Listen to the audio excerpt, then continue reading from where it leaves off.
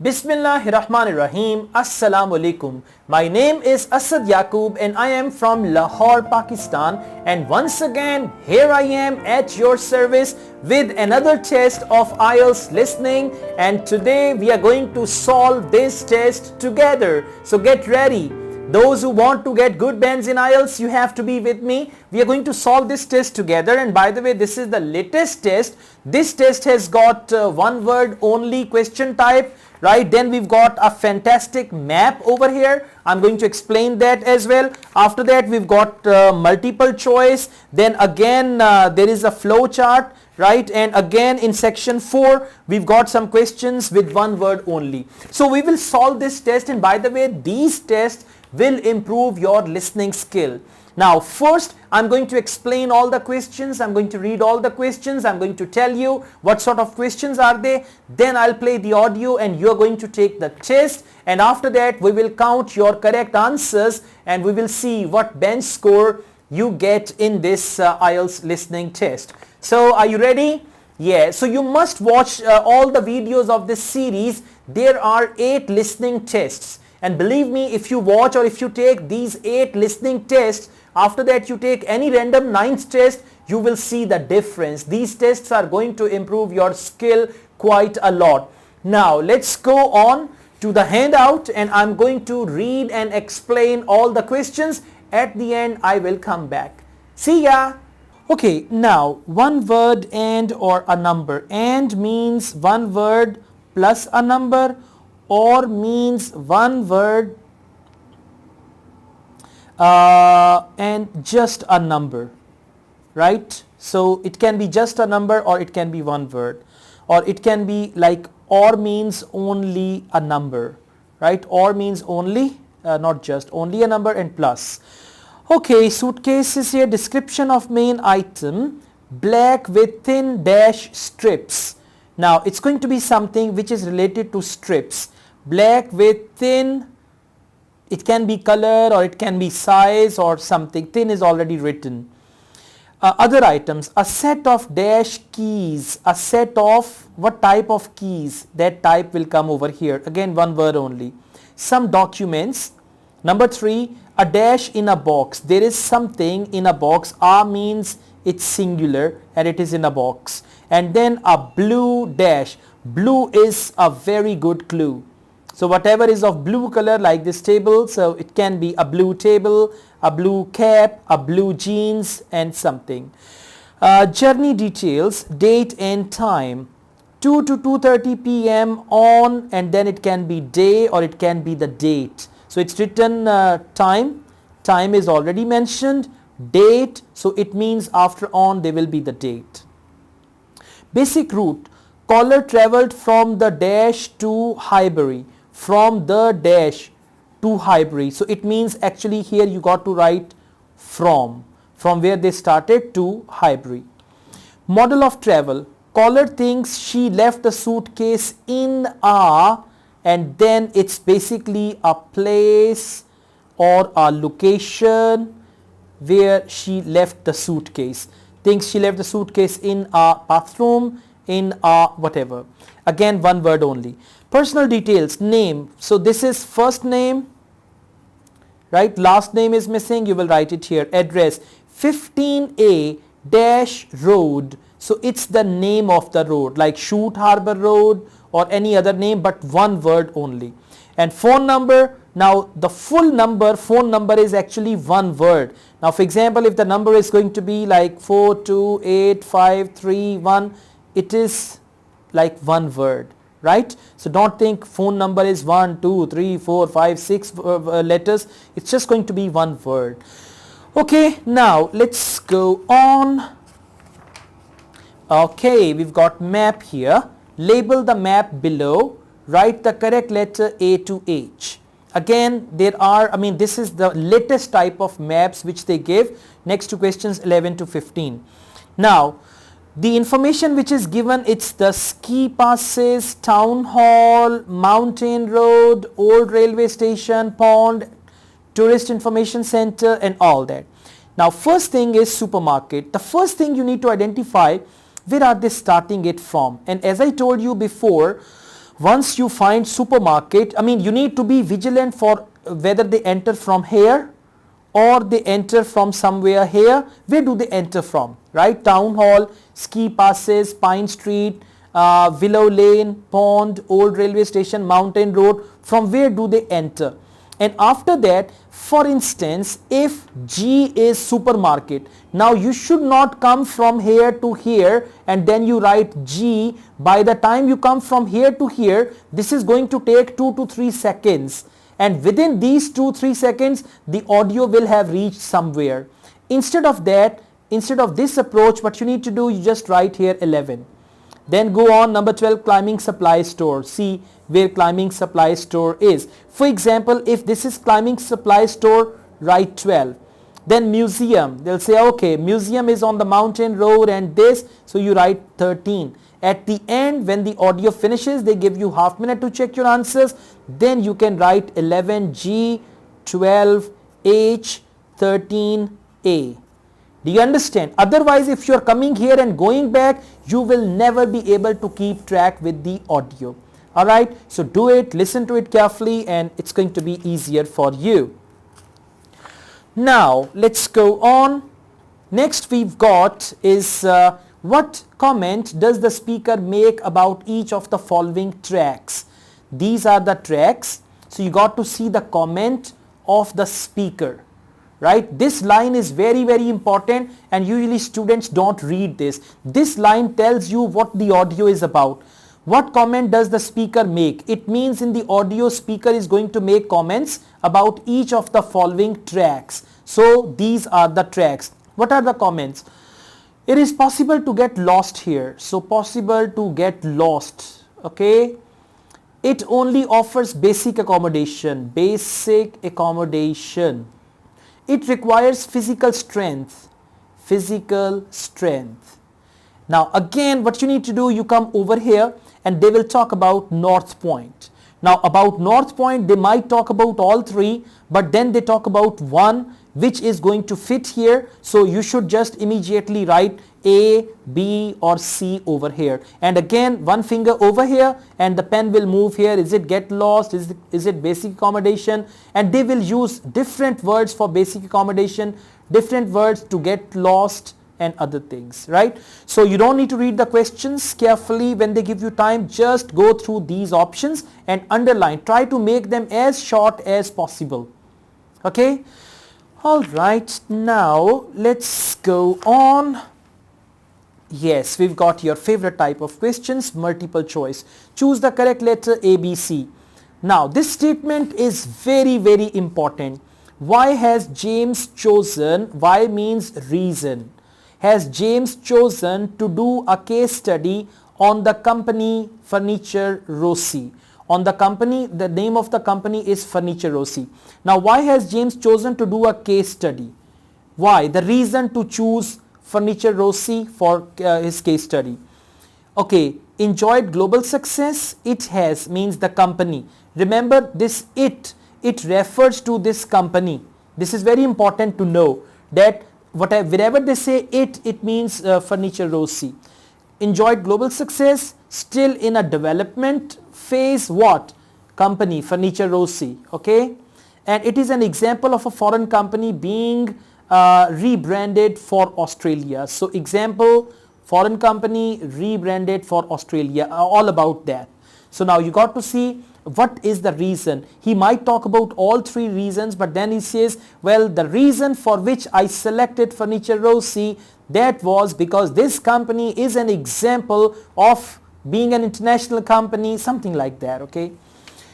According to James, now next again James, according to James, why did Luca Rossi start a furniture company? Now Luca Rossi is the owner. Why Luca Rossi start furniture company? Now according to James means whatever James says, and why means reason. Furniture making was already a family occupation, furniture making. Rossi saw a need for handcrafted furniture, so need for handcrafted furniture, and it's understood that we are talking about Luca Rossi. According to James, the work Rossi had done previously was unrewarding. So previously work unrewarding, or work previously unrewarding, right, like this. Next, what gave Furniture Rossi a competitive advantage over other furniture companies? Now, what gave comparative advantages, and it's understood. Staff, low prices, locally sourced products. So when they talk about it, again I say put the pen here. Don't put the pen there, then you will hide half of it. Put the pen here. If they say, well, the competitive advantage Furniture Rossi had, right, or are they talking about, they gave, or what gave, they had, it was the people who were working with them, that can be staff. Or you can say their affordable prices, or the range of prices, like that, or locally sourced products. It can be any. So you can just do like this. If it is not the answer, you can do like this if it is not the answer, and like this. So put the pen here. What does the tutor recommend James does when writing the second draft of his case study? Now tutor, you got to listen to tutor. Here you had to listen to what gave, their audio. Here James, now here tutor, and here whoever spoke this. What does the tutor recommend James does when writing the second draft of his case study? Second draft. Provide more detailed references, check for written accuracy, or add his own views. So it can be anyone. Provide more details, check for written accuracy, add his own views. It can be any one of these. Okay, question number 25. What do the tutor and James agree? Now the tutor and James, they agree over something. What is that? Was wrong. They agree that this thing was wrong with James' last presentation. Now tutor says something and James also agree. It was too short, so you can underline too short. It was focused too much on statistics, so focused statistics. For this they can use the word like numbers and calculations and all that. There was not enough interaction with the audience, so not enough interaction. For that they might use the word lack of interaction with the audience.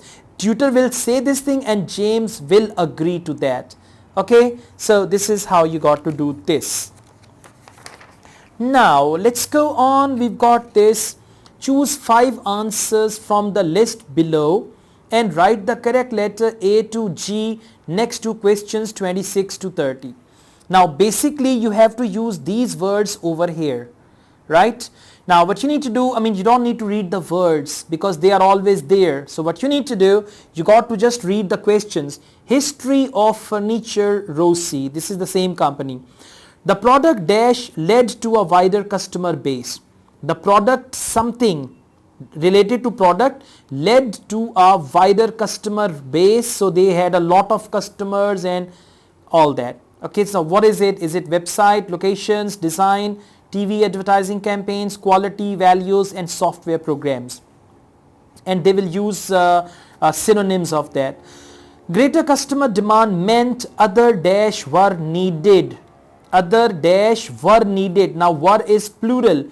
It can be other locations, designs, TV advertising campaigns, values, software programs, right? So were means it's going to be a plural noun. It cannot be A, it cannot be E, and all that, right? So it's that. And again you can do this thing. You can just put your hand here. Or it's a good idea to do it like this. The product dash led to a wider customer base. You can just take a look, or otherwise you can write a word here and later on match a word from there. It's up to you. Just do it and then see how you are comfortable.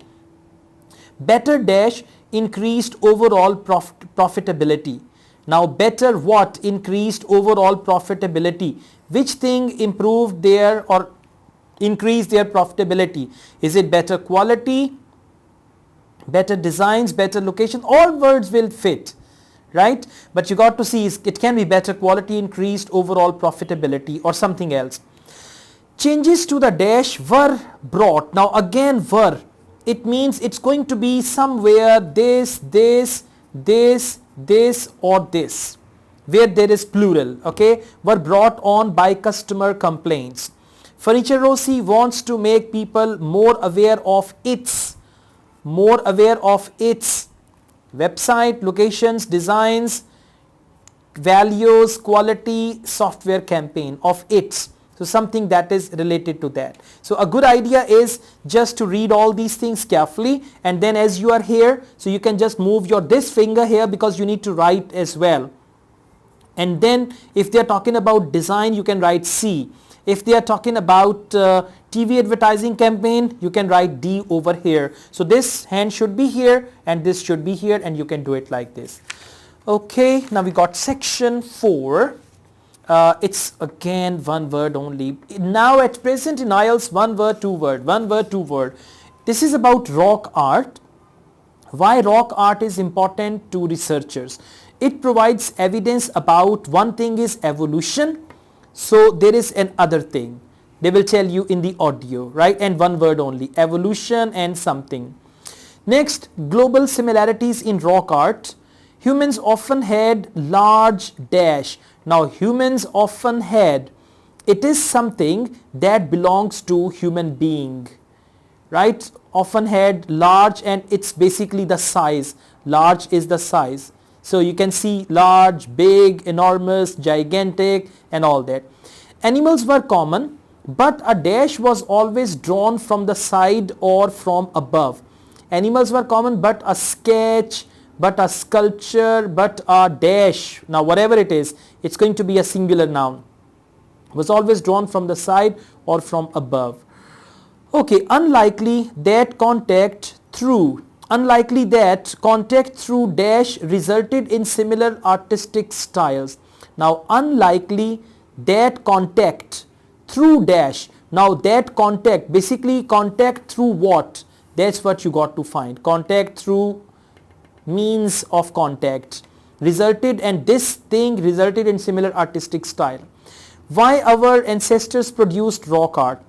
Research suggests rock art was produced firstly for reasons of.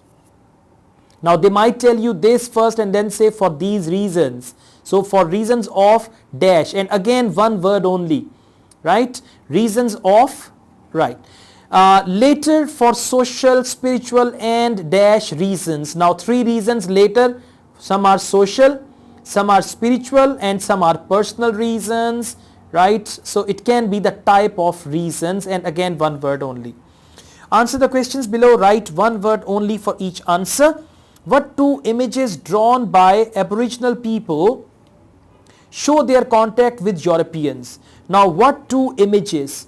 You have to write about those 2 images. What 2 images drawn by Aboriginal people show their contact with Europeans? Okay.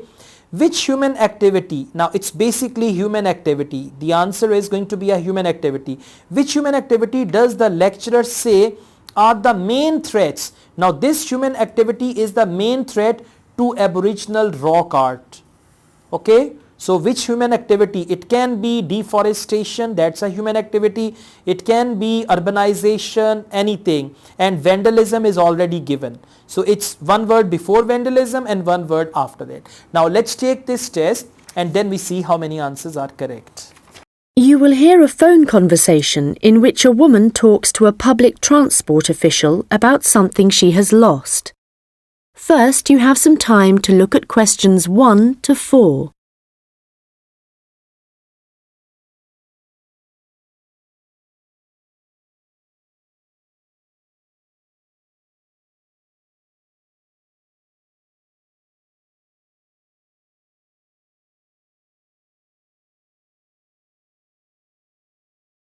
Hello, City Transport Lost Property.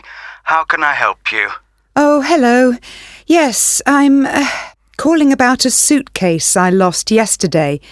I don't suppose I'll get it back, but I thought I'd try.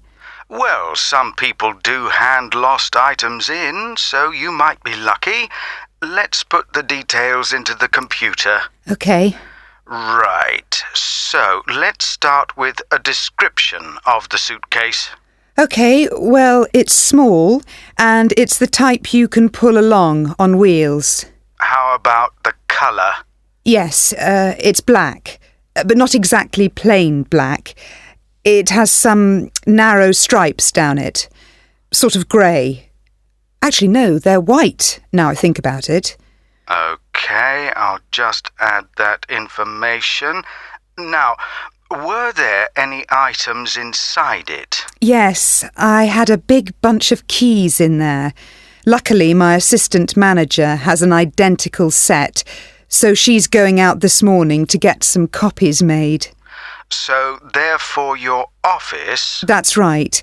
My house keys were in my pocket, thank goodness. Anything else? There were a lot of documents, but they're saved on my laptop anyway, so they don't matter so much. But the thing I'm really worried about, I haven't even taken it out of the box yet, is a camera I just bought. That's really why I'm calling. I can't believe I've lost it already. I see. Well, let's hope we can find it for you. Was there anything else? I don't think so. Any credit cards? They were in my handbag, and I had my passport inside my jacket pocket. Before you hear the rest of the conversation, you will have some time to look at the questions 5 to 10.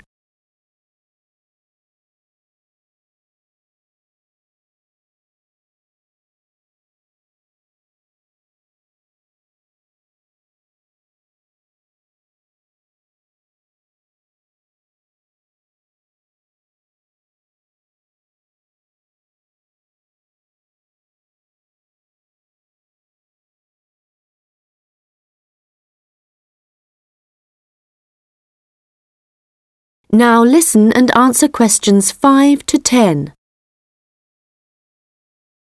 Money? Clothing? Any personal items? Let me think. I had an umbrella. It was black. No, blue. But obviously that isn't as important as the other things. No, but it all helps us identify your property and get it back to you. Anyway, I just need to ask you for some basic details about your journey. So it was yesterday, was it? That's right. In the afternoon. Around 2 p.m, maybe 2:30. Okay, so that'd be May the 13th. Yes. I was heading to Highbury. That's where I live. All right, and you mentioned a passport, I think. So you were coming from the airport, I presume? Yes, and I was looking forward to getting home so much, and what with being tired and everything, I think that's why I just forgot about the case. And how were you travelling when you lost your property? I mean, what kind of transport were you using? I thought about getting the train, but that would have meant a bus journey as well, and I couldn't be bothered. So I decided to take a taxi eventually. That's where I must have left it. Well, that's good news in a way. It's more likely that a driver would have found it and handed it in. I hope so. Well, I need your personal details now. Can I have your full name, please? Yes, it's Lisa Docherty. I'll spell that for you. It's Docherty. Thank you. And next, if I could have your address, the best address to send you the property if we manage to locate it. Sure. It's number 15A, River Road. And that's Highbury, as I said. Thank you. Just a moment. There's just one final thing. That's your phone number.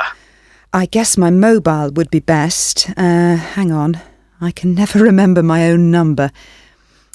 OK, I've got it. It's 07979 605 437. Very well. I think that's everything we need at this end. I'll have a look at the data on... That is the end of section 1. You now have half a minute to check your answers.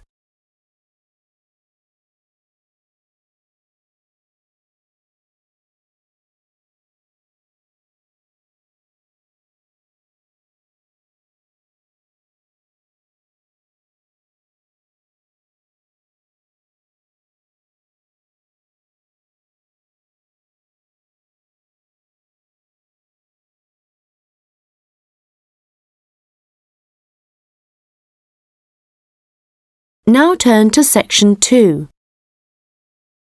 You will hear a tourist information officer explaining local walks to visitors. First, you have some time to look at questions 11 to 15.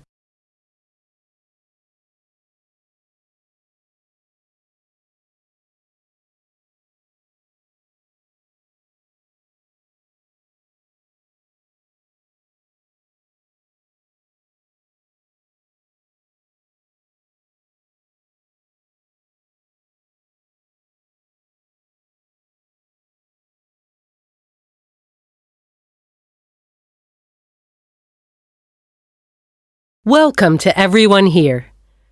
I hope you enjoy your stay in our village and enjoy the local scenery. I'll tell you a bit about the forest and mountain tracks in a minute, but first, I'll just give you an idea of where everything is in the village.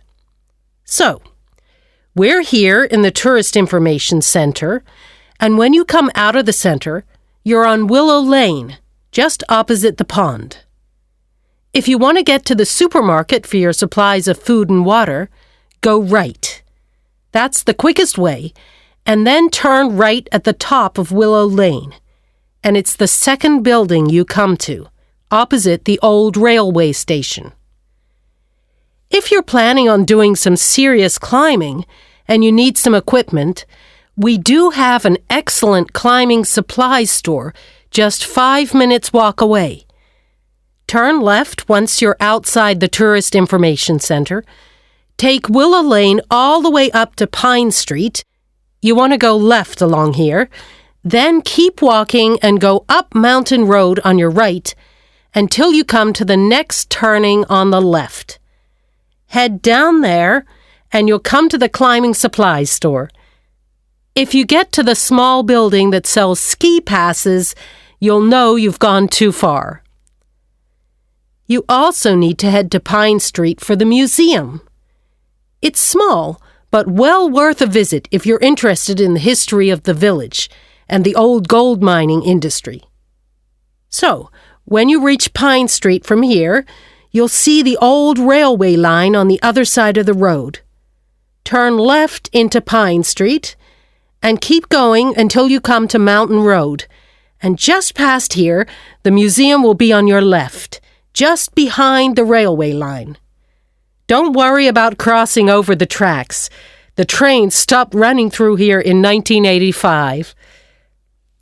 If you're planning on following one of the easier forest walks, you might like to hire a bicycle. To get to the hire shop, again, you need to head to Pine Street. On the left-hand side of Pine Street, you'll see the town hall. Go down the little road that you come to just before it, and you'll find the bike hire shop just behind the hall. They have a good range of bikes, so I'm sure you'll find something that suits your needs. Last but not least, if you're hungry after a long day's trek, I can recommend our local cafe. Again, when you leave the Tourist Information Center, turn right and follow Willow Lane until it joins Pine Street. And right opposite, on the far side of the railway tracks, is the cafe. Before you hear the rest of the conversation, you will have some time to look at the questions 16 to 20.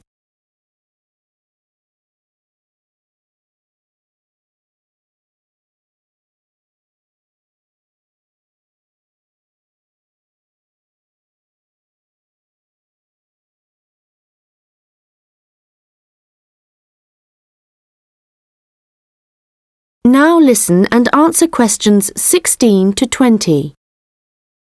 Okay, let me tell you a little bit about the different tracks we have here. All of them start at the end of Mountain Road, and you'll find a parking lot there where you can leave your vehicles. Let's start with North Point Track.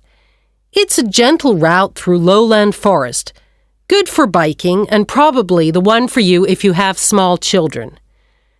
There's a wooden hut where you can stay at the end of the track, but be aware that it's really just an overnight shelter, and you'll need to take your own sleeping bags and cooking equipment.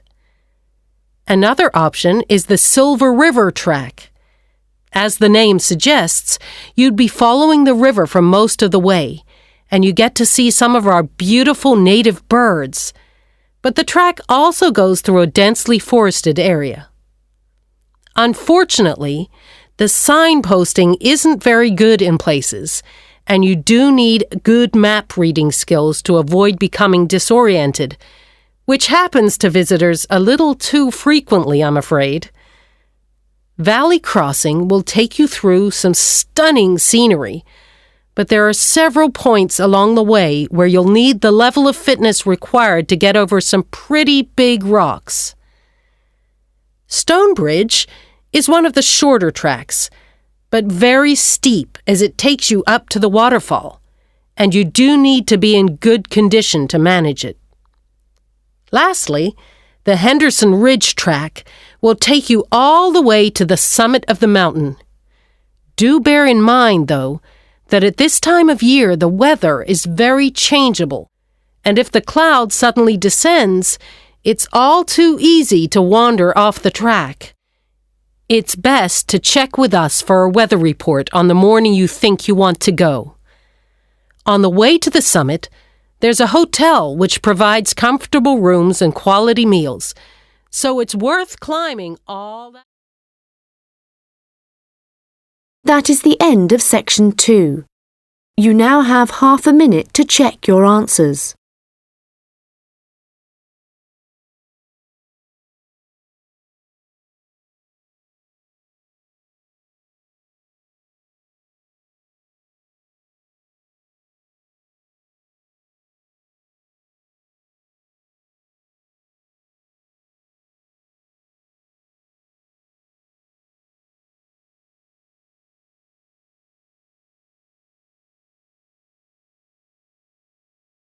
Now turn to section 3.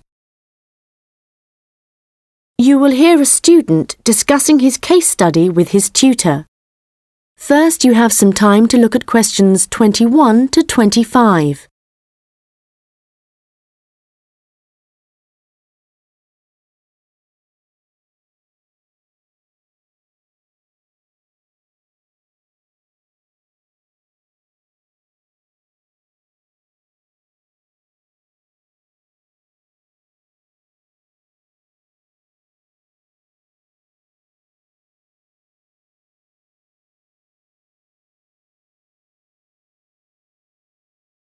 Well, James, I've had a look over your case study, and for a first draft, it looks promising. I have to be honest, when you told us we had to write about a furniture company, it didn't sound like the kind of thing that would interest me. But since then, I've changed my mind. Why's that? Well, as you know, Furniture Rossi is an Australian company, still comparatively small compared to some of the high street stores, but it's got plans to expand into foreign markets, so I chose it for that reason. It's going through a transition. It's a family-run business aiming to build a global brand. All right, and you've made that clear in your writing. One thing, though, that I think you've overlooked is why Luca Rossi started a furniture company here in Australia in the first place. Well, he'd just got an arts degree, hadn't he? And people were trying to talk him into an academic profession, but he wanted a practical job, something he thought would be more satisfying in the long run. His grandfather had been a craftsman, he'd made furniture in Italy, and he'd passed this skill on to Luca's father. And, well, Luca thought he'd like to continue the tradition. Yes, that was the motivation behind his decision. And what was it, do you think, that gave Furniture Rossi a competitive edge over other furniture companies? I wouldn't think it was price. It's always been at the higher end of the market. But according to my research, it was to do with the attitude of the employees. They were really focused on giving good customer service. Yes, Luca Rossi insisted on that. Their promotional campaigns also emphasised the fact that the wood only came from Australian forests. But that was the case with their rivals too, so it wouldn't have made them stand out. OK, we'll have a careful look at the content of your case study in a minute, but I just want to make a general comment first before you start writing your second draft. OK. Yes, what I'd like to see more of is your opinion. A bit more critical thinking rather than the bare facts.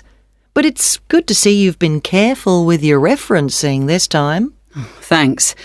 And I read and reread my work, so I'm pretty sure there aren't any errors with the language. Yes, it's fine. Oh, but there's one other thing I could probably mention at this point. Yes? Well, at the end of term, you'll also be giving a presentation, also on Furniture Rossi. Yes. I haven't given it much thought yet. Understandably, but while you're writing the case study, I'd recommend you think about what kind of information would be suitable to use in your presentation. Remember, the last time you gave a presentation on a company, you spent a considerable part of the time providing the audience with financial data. But they probably needed to hear more about company strategy. Yes. I did concentrate rather too much on the figures. I'll make sure there's a balance this time. Good.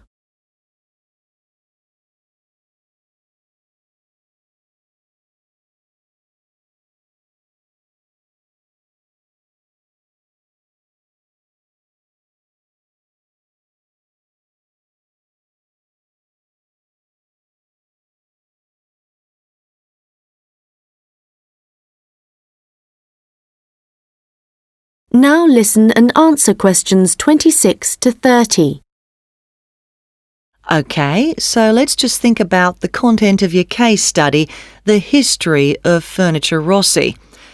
I see here in paragraph 4, you're talking about how Luca Rossi raised the capital for his new business venture.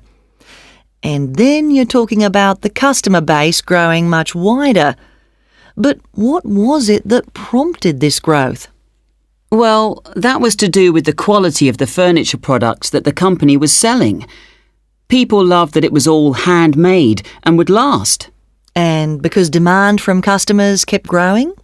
Well, then Rossi needed to take on more craftsmen so they could make sure the orders were ready on time. And then he also had to set up 2 new warehouses to make distribution quicker. Yes, and from there, the company really grew. But think what happened next. They started looking at ways to increase their profits and called in a consultant. And what he saw immediately was that the infrastructure was completely outdated. They were paying 3 full-time admin staff just for data entry. So he recommended they upgrade their software programs, and that, in turn, cut operational costs and just speeded everything up. I'm surprised they didn't get onto that earlier. But I suppose Luca Rossi was more interested in the design aspect, rather than the finance side of things. Yes, I imagine that's why he eventually turned the day-to-day running of the company over to his son. And in fact, it was the son, Marco, who persuaded his father to move on from traditional television advertising and go online instead. I guess that's the best way to reach people. It can be, but initially customers actually complained. Why? Well, some users found it hard to navigate their way around the website, so they were getting frustrated and giving up. So then the company called in a professional to improve it. Oh, I see. He must have done a good job. They've had a continuous 3-year rise in revenue, so things must be going well. Indeed. And what of the future? Well, I probably need to talk about this a bit more in the concluding paragraphs, don't I? Consumers are already aware of the quality of the furniture, that's for sure. But I think the company is aiming to publicise their values. The fact that they have respect for beauty, durability and functionality and the environment. A lot of companies are already... That is the end of section 3. You now have half a minute to check your answers.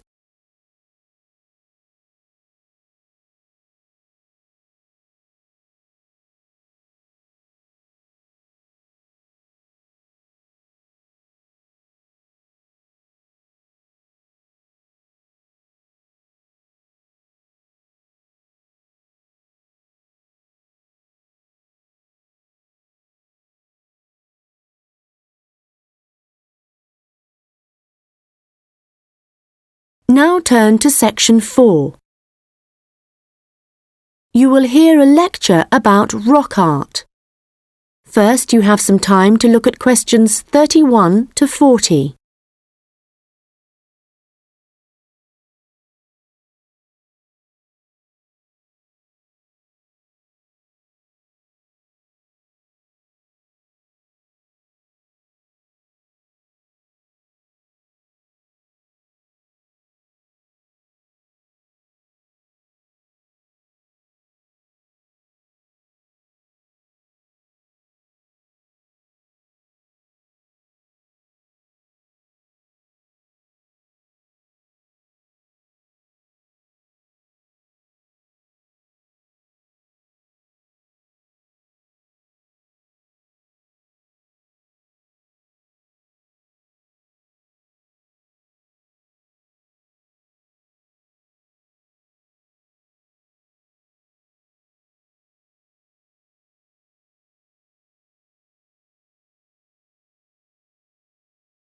Now listen carefully and answer questions 31 to 40.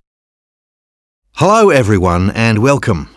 As part of this series of lectures on the development of early humans, today we are looking at rock art, the paintings and drawings produced by prehistoric peoples as they spread across the continents. If you've been lucky enough to look at a piece of rock art close up, you'll know it's an experience that makes you wonder about the passage of time and our own history. But rock art also has a practical value for researchers, and let's start by considering why that is. Firstly, it provides vital information about the way that people evolved, information not always easily obtainable from excavated artefacts alone. Secondly, rock art tells us about migration, where people came from and where perhaps they went next. Rock art is found all over the world, and this in itself is not surprising. But what is rather amazing, you might think, is how similar some images are, whether you're looking at a rock face in South Africa or standing inside a cave in Spain. Let me give you an example. When our ancestors drew humans, they would often draw them as stick figures. But if they drew a face, then the eyes were almost always very prominent, very open and wide. And of course, animals are very common in rock art. But one animal which is very interesting to researchers is the lizard, because whenever you see a prehistoric painting of one, it's depicted either in profile or looking down on it from above. And these drawings are produced by people of totally different cultural backgrounds. Amazing! But how can this be the case, that similar artistic styles exist in such distant locations? In the past, archaeologists believed that trade must have brought people together and that it gave them the opportunity to observe each other's culture, including art styles. But this didn't prove to be the case. Recently, researchers have come up with a new theory. They believe that the brains of our ancestors evolved to notice certain images before others, and this was important, actually essential, because in an environment full of constant danger, it was necessary for survival. So the need to quickly recognise things that could be helpful or harmful could have had a great influence on rock art and explain why some images are more common across cultures than others. Later on, there would have been other reasons why communities produced art, certainly for spiritual and social purposes, and no doubt for political ones too, as different tribes looked for allies and struggled against their enemies.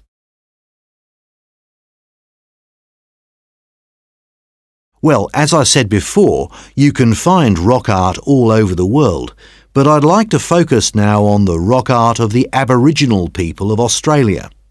The images that survive in this part of the world span at least 20,000 years. In fact, the Aborigines were still practicing this art form in the late 18th century when the Europeans began to arrive, and certain images point to the contact between them. For example, the Aborigines began to draw ships which they would have seen along the coast. It's hard for us to imagine what they must have thought when these first began to appear. Another image that is evidence of European arrival is that of horses, an animal that would have been very alien to the Australian landscape. It isn't actually known how many sites there are across Australia where rock art can be found, but unfortunately we do know that much of the art is being lost to us. Erosion, of course, is one of the key reasons for its destruction, but human activity is also increasingly responsible. Since the 1960s, industry alone has destroyed around an estimated 10,000 pieces of art. At this rate, in 50 years, half of all Australian rock art could have disappeared for good. Vandalism is sadly another factor, and although most people, I believe, would wish to preserve this art, I'm afraid that tourism is another reason why the art is disappearing. In some cases, the art is damaged when people...